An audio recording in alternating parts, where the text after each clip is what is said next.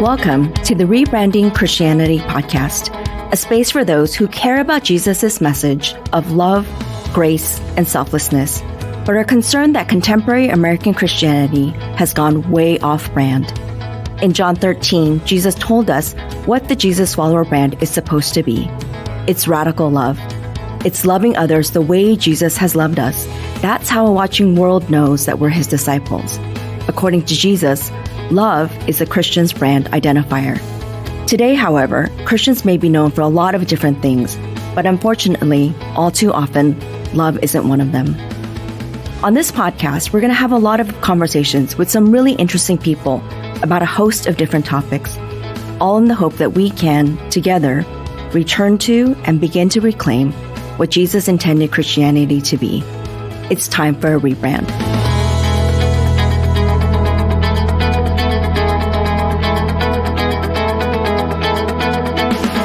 For this first episode of the Rebranding Christianity podcast, I'm here with my good friend Greg. Together, we have the opportunity to interview two people who quite literally wrote the book on this topic. Yep. Hi, I'm Greg.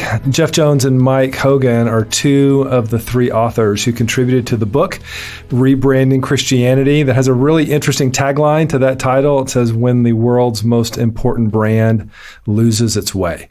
You know, that book started or is the starting point for this podcast. So we're going to spend several episodes talking to Jeff and to Mike, getting to know them a little bit better and diving deeper into the content of this book and what this movement, this Rebranding Christianity movement, is all about. Jeff Jones comes at this topic as a pastor who has experienced firsthand the rapid decline of public perception toward Christianity. But Mike Hogan comes at this topic as a business and marketing executive who has vast experience about how struggling brands can regain trust. So Jeff Jones and Mike Hogan make for a fascinating pair, and we have a lot to talk about. So we want to get to know you guys, Jeff, and I want to start with you. Marvel movies have taught me that every good character has a good origin story. Yeah. So tell us your origin story. Well, it's not, that exciting, but, so I am a pastor of a church in Dallas, Texas, an evangelical, you can call it a mega church, I guess people call it, which is kind of scary. But I say that because I'm in it. Like, I'm not talking about troubles with the perception of evangelicalism as a person outside of it, throwing rocks. Mm-hmm. I'm in it. Like, I'm a pastor of an evangelical church. I have been in this mode for a very long time and have seen the shift in my ministry span, in my lifetime, from the church being admired to the church being tolerated to now the church being canceled, or having become repulsive. That's happened within my ministry. It's been so quick, and we feel it. And so that's the big concern and what we're going to be talking about. So in terms of my backstory, I grew up in a home that was not particularly churched, where people were positive about Jesus, but not so much about church. My mom more so was a little more church oriented, but certainly the guys in my family not. Very intelligent, very well educated. And I think for them, church was at that stage, that many years ago, irrelevant. Not so much repulsive, but just irrelevant. And so it did give me a hunger when I became a Christian in junior high and started getting really involved in ministry in high school.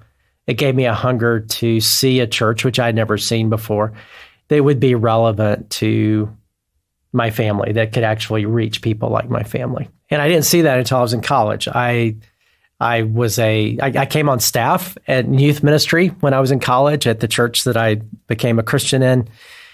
And it was a pretty fundamental church, not overly legalistic, but pretty, it was a Bible church in that era, if you know what that was about, and a lot of good things about that. But so when I was leading our youth mission trip, which was to Chicago, because when you're in Alabama, you got to go reach the Yankees, whatever, right, for Jesus. But it was actually a ministry we've been involved in a long time in inner city Chicago and very gang-oriented neighborhoods in the inner city.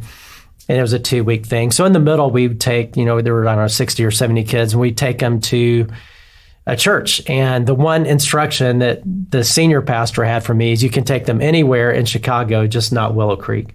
And then he described Willow Creek Community Church, and which was this, he had all kinds of ways to talk about that. It was the first seeker church that people talked about, which made me really curious. So guess where we went to church? And I had a little bit, the youth pastor before me was more rebellious than me. And so it gave me courage. So we went to Willow Creek, and it blew me away. It was the first time I'd seen a church that would actually be able to reach people like my family, people who don't go to church or who, and in fact, it was a baptism service when we went, and there was, I think, 180 something people being baptized, and they had these little 2-minute testimonies, not for everybody, but just 2-minute testimonies playing of their story of how they came to know Christ because of the ministry of that church, and just blew me away and gave me a picture. And so then, that really launched me into church ministry, just wanting to do whatever I could to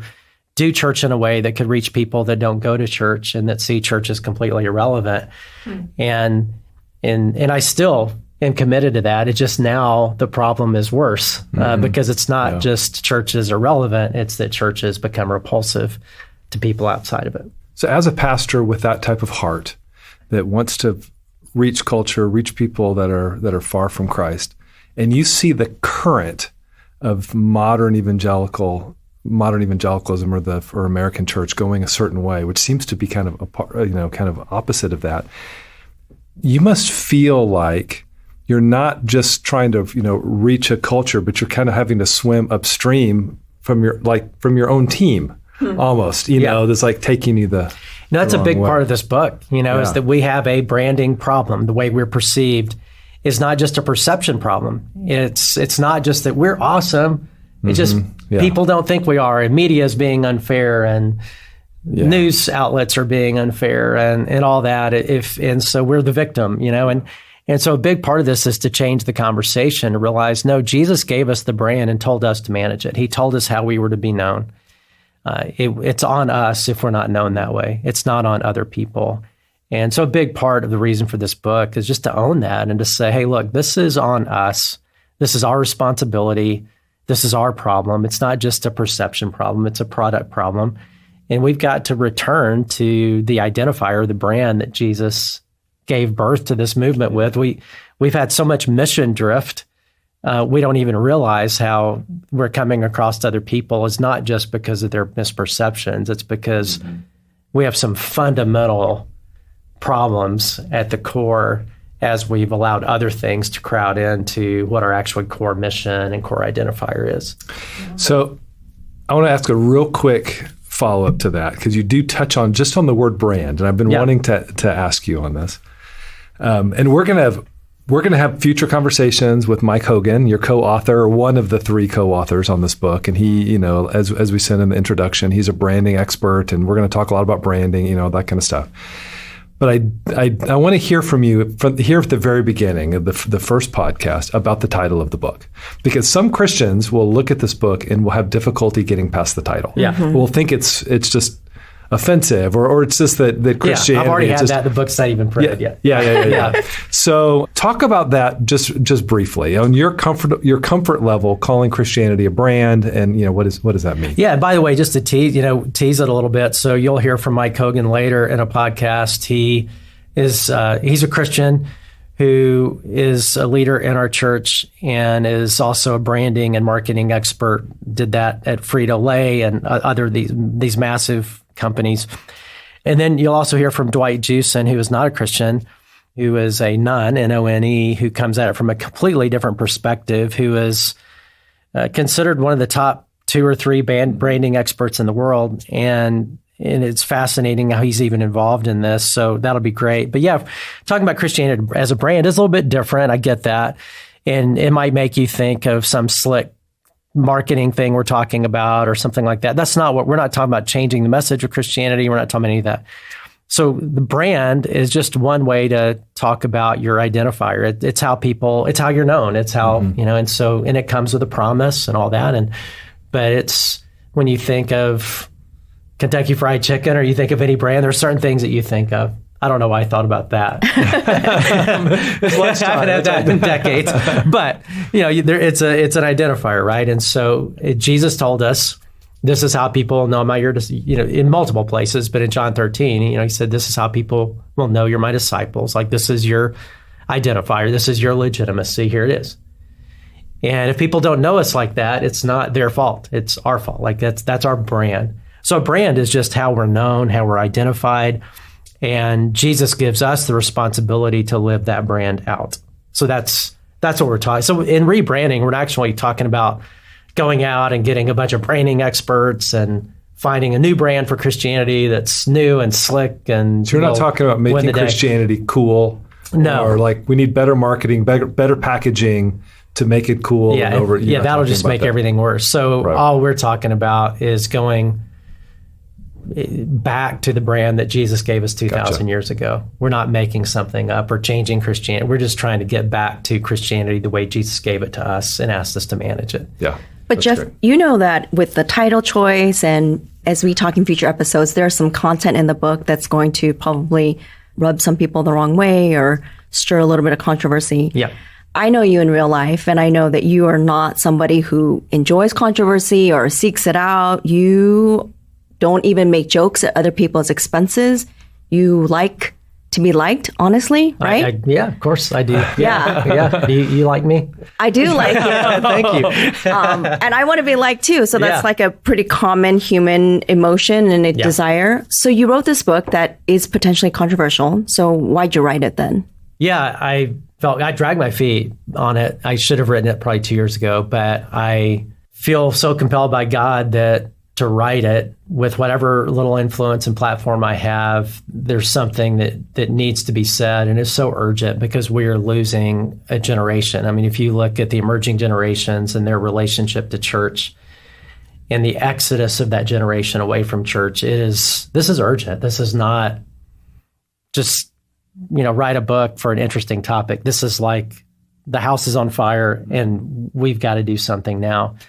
And from a branding perspective, and if you talk to Mike or Dwight, if they saw, well, they have seen it, but if you see the numbers and the statistics away from Christianity right now in our culture, and any other organization, any other company, if they came to them with that problem, they'd be like, oh my goodness, this is the most catastrophic thing we've ever seen. Like, and Christians within the Christian bubble, it still feels okay in the Christian bubble. If you're not talking to people outside the Christian bubble, it's like, oh, we're good. We look at those young people over there, what?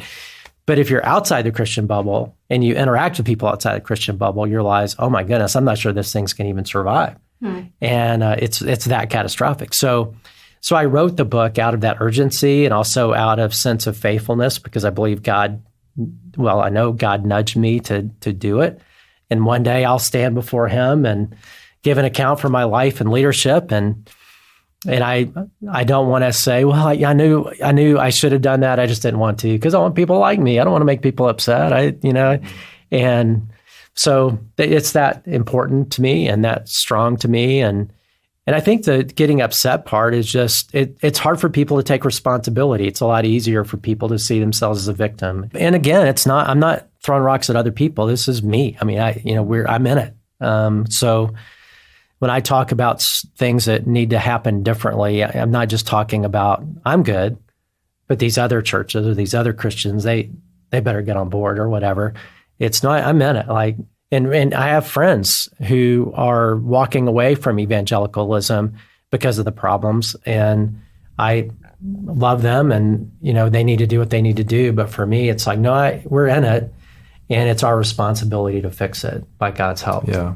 Yeah. So there's a good chance anybody listening to this podcast also can sense the problem or this decline in public perception and stuff like that, but maybe not everyone. Or maybe there might be some listeners who maybe they have some opinions on Christianity and stuff like that, but do you have, just like maybe within your lifetime,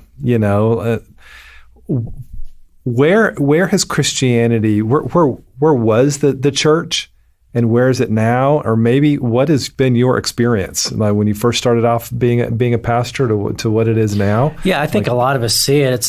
When I talked before about the shift that I've seen, is actually quoting a friend of mine, a guy named Larry Osborne, who, when he wrote about the book, he talked about how Christianity in his lifetime has gone from admired to tolerated to canceled. I think it's gone beyond that now.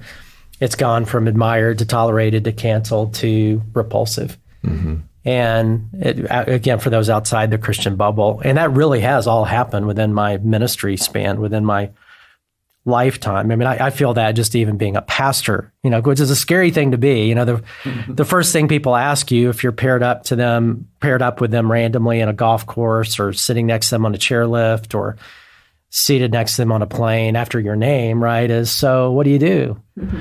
And I hate answering that question, because when you say pastor, it just shuts down the conversation so quickly. And there was a time where it was different. 20 years ago, when you'd ask that and I'd be on a plane, my concern then was, oh, no, I'm not going to get any work done, because they're going to want to talk to me so long, and they're going to want to tell me about their life and get my perspective, and I'm going to have to be a pastor, And now, sitting next to somebody on a plane, I know I'm going to get plenty of work done if I tell the truth and say I'm a pastor, because they're not going to talk to me anymore. That's it. It shuts down the conversation. Tell them you kill puppies or something like that.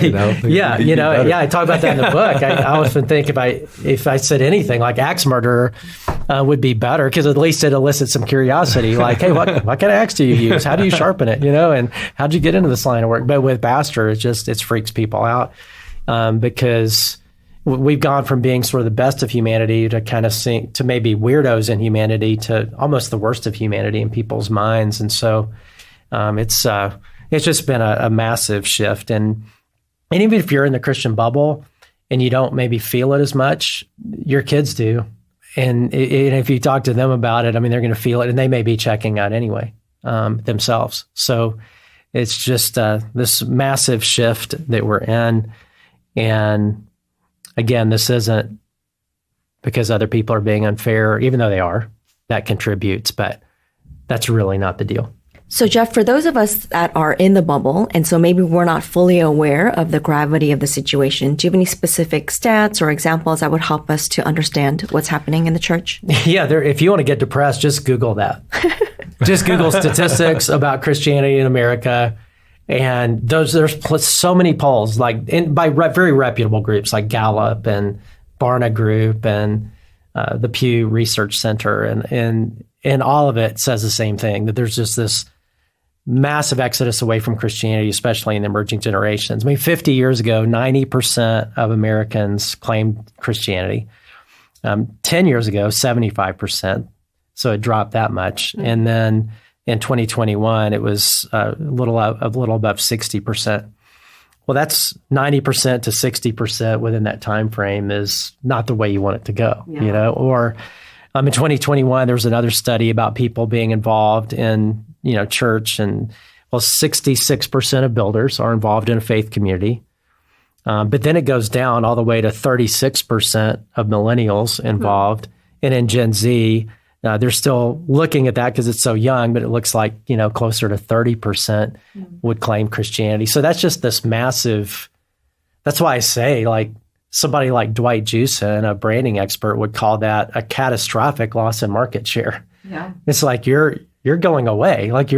This is, if this trend continues, and again, it's the emerging generations that, so people used to think of America, we talk about in the book, it's never been a Christian nation, but we're now, less than 50% claim to be Christian. That was a shift that just happened this last year. First time ever in our culture. And that's stark. But again, you look at the emerging generations, it's not 50%. It's way less than that. Yeah. And so we've got to do something to recapture our brand, be who Jesus called us to be, so that we can recapture a generation and recapture a culture that we've lost, that we're called to reach. Because the good news is is when the church is on mission and on brand, like the early church that faced a much bigger problem than we do, the 2,000 year ago church, that won over their world with just really being the kind of people that God called them to be collectively and everywhere they were. It proved to be an irresistible force for good in their world that won over a very skeptical world, a very hostile world. And that's where we're at again. So I fully believe that Jesus is going to build his church, and God can help us do this, but it is on us to pursue that, to seek that. It's not waiting around for other people. It's got to be us to take this and move forward. So what would you say are your goals, your hopes, or why you jumped in for this book? And I'd love for you to address maybe a couple of different types of people that they might be reading this. One might be, within Christianity for a nice long time and feel a little bit defensive because there has been a lot of bad press, and we do get beat up a little bit. And it's like, well, is this just another pastor that's kicking us when we're down? Like that kind of stuff. And another audience reader definitely senses this problem and probably feels like, I've experienced the church. I know what the church is. No thanks. And they're just out. So two very different perspectives, but both could benefit from this book. Yeah.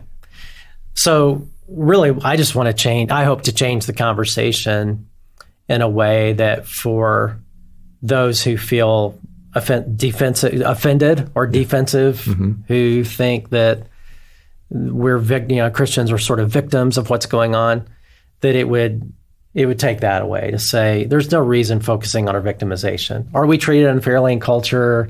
If a movie's going to show like a pastor, are you going to guess this is going to be a wonderful person in that movie? Right. Probably not, right? It's probably going to be, I think the culture loves those stories of the hypocrite who's supposed to be great but isn't really terrible, and that's just so that's going to happen. And yes, that's unfair, and I always hate seeing. And that isn't new. I mean, that's been going on for a while. Yes, So I get it, that happens, but that's not that productive to focus on our victimization, because the truth is this is a problem we've caused. If we were being who God has called us to be, when those things came up, people would be like, "That's not fair. Christians aren't like that. That's a stupid movie." But now it's like, that's totally Christians. And so mainly to take ownership that Jesus gave us the brand. This is how people know you're my disciples. Here it is, and live that out, and to live that out in a compelling way, and so to recapture that. And for those who are on the other side, who have been hurt by church, or who just look at church and see the mission drift that's happened away from love, because as we're going to talk about, it's radical love that is the brand, and that's not the way we're known. And if you've been on the receiving end of something other than that, and it's easy to just say, church is ridiculous, I'm out.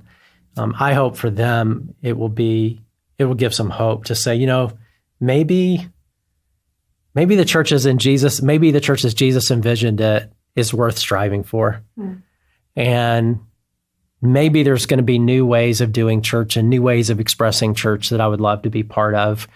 And if Jesus said, I will build my church and the gates of hell will not overcome it, meaning this is what he's doing.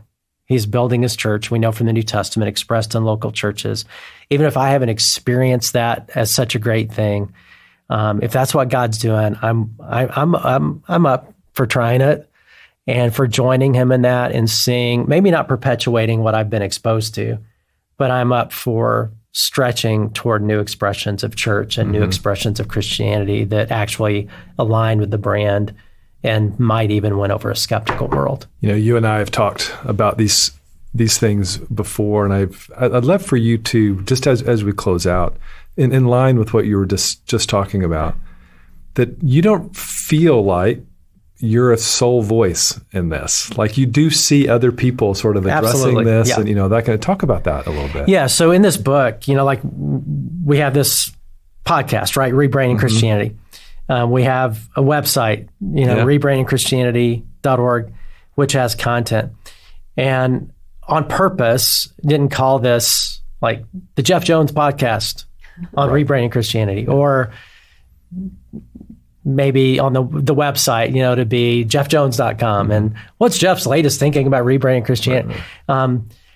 There's so many more voices talking about that, many of them way more interesting than mine, and that's how I know that God is up to something that you might even call a movement. When different people around the country who aren't talking to each other are saying very similar things, that's always a sign to me that God is working. That's the Holy Spirit at work, and is inspiring all these people with the same thoughts and the same ways of looking at things. And so a big part of this is going to be collecting those voices together so that we can take this movement further and restore to the church what I believe is a very timely and vital correction that's needed.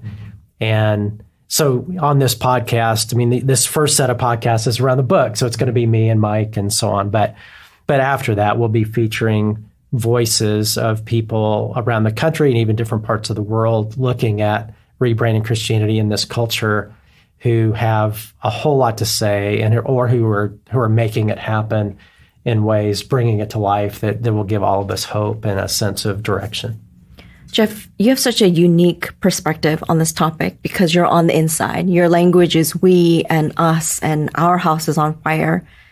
And so you're talking about it from somebody who is trying to work from within, but you have such a great love for the church. So it's out of all of your content, your book is born out of love for the church, not antagonism against it. I love that. So in our next episode, we're going to talk to Mike Hogan, who's not only co-author with Jeff, but also a person who brings a very different set of experiences and skills to the problem regarding the Christian brand. I can't wait to jump in. Join us for episode 2 of Rebranding Christianity.